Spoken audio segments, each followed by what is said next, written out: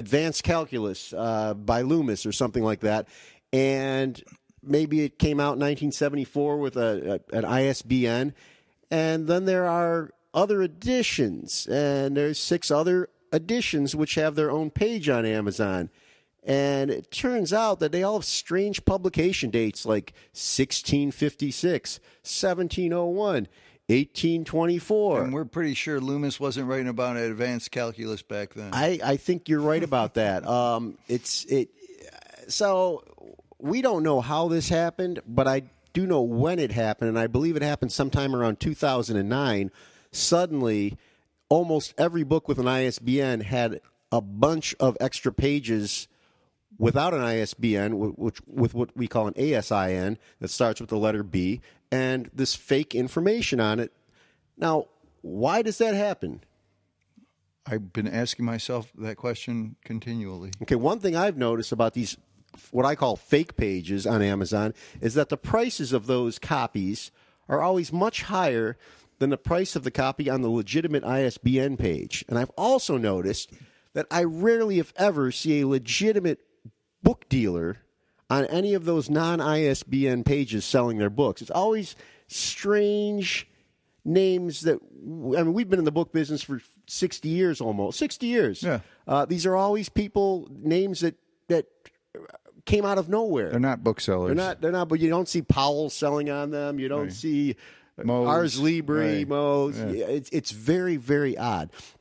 So I a couple of years ago, I had enough because, there should be one page for a book that has one ISBN. Now, doesn't Amazon offer a functionality where you can report duplicate or unnecessarily duplicate pages to them? They have added that to the seller support help section. There's a special little box there that says merge duplicate pages. And if you click on that, it will say, please provide the ISBN you wish to retain. And it'll say, please provide the ASIN you wish to remove. Amen. And you could that's do that. Great. I love it. It should be great. The problem is that for some reason, most of the time when I submit such a claim, Amazon seller support says those are not identical pages, and we can't remove the duplicate page because it's not identical.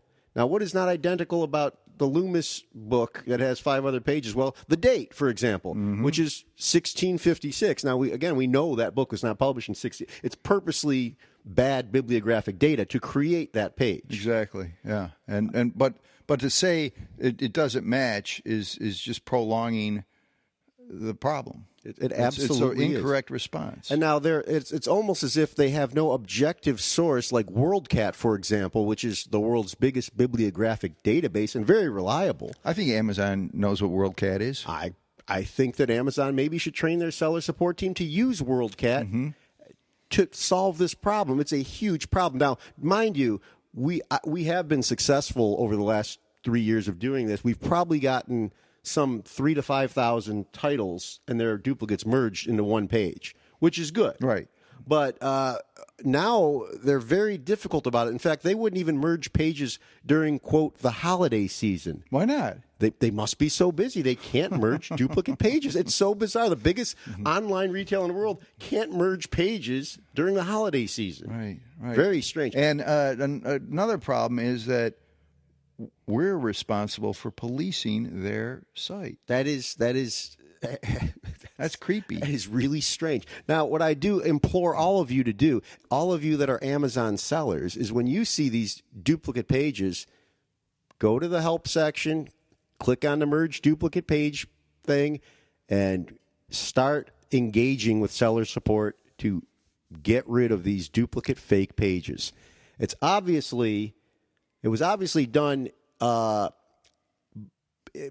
automatically at some point in time. I don't think these are pages made by individuals based on how many millions of them there are out there. Right. So somebody did something a long time ago, and we're still trying to clean it up, and Amazon isn't being very helpful, but I think the more of us in the business that perhaps encourage Amazon to clean up the mess, I think the quicker the mess will get cleaned up, and the better it will be for the buyer, the customer, who can be very confused by all these pages, which are all based on one legitimate page, absolutely. which has a legitimate ISBN. Right. We want to elevate the customer experience. Yeah, not confuse, distort, and misdirect them, and make them spend more money than they certainly need to spend. You got it. Yeah.